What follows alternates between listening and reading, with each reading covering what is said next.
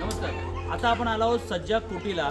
13 जानेवारी 1680 याच जागी शेवटची भेट छत्रपती शिवाजी महाराज आणि छत्रपती संभाजी महाराज यांची झाली होती. ही जागा अशी आहे की ते ज्या पन्हाळगडावरती प्रायव्हेट मिटिंगी करण्यात येत होत्या.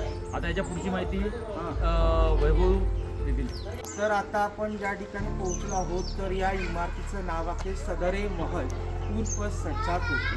इमारत रचना ती 36 फूट लांबी, 36 फूट रुंदी आणि 72 फूट उंची ही इमारत रचना आहे. 15 ऑगस्ट 26 जानेवारी आणि 3 दिवस इमारत बंद असते.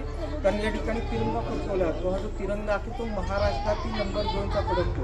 1 नंबरचा ध्वज आपला नवी मुंबई महानगरपालिकेवर पडतो. तर इब्राहिम आदिलशाचं नमाज अदा करण्याची जागा होती.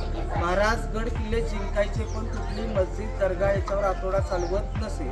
तर याला खलबतखाना केलं. खलबतखाना म्हणजे काय तर प्रायव्हेट मिटिंग्स करण्याचं ठिकाण.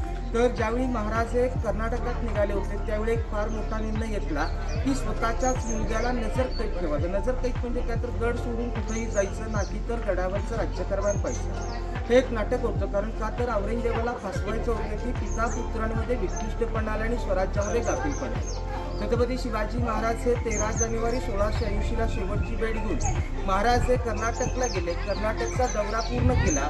महाराज रायगडात पोहोचले आणि 2.25 महिन्यातच 3 एप्रिल 1680ला महाराज हे स्वर्गवास झाले.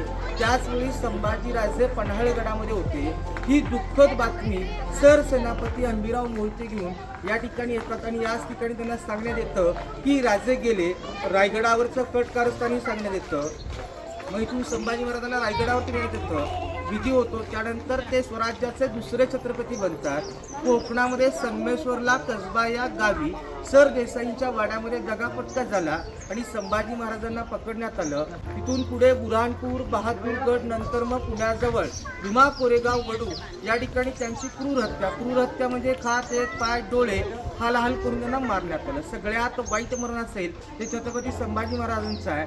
39 डेज त्यांना तकलीफ देऊन मारलं होतं. तर त्याच संभाजीराजांचा पन्हाळ्यातला सर्वाधिक जो सहवास आहे तो इथं लाभलेला आहे. खाली हॉल आहे, वरती मास्टर बेडरूम आणि वरती टेरेस आहे. हा समोर दिसतो हा भटारखाना म्हणजे पूर्वीच्या काळचं स्वयंपाकघर आहे. समोर गेल्यानंतर आपल्याला दिसतो तर नागपूर रत्नागिरी हायवे दिसतोय.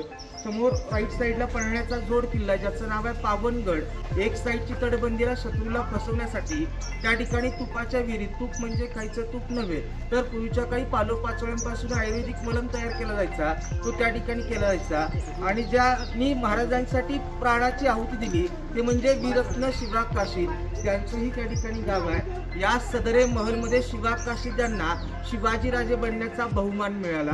खाली हॉल आहे, वरती मास्टर बेडरूम आणि टेरेस आहे.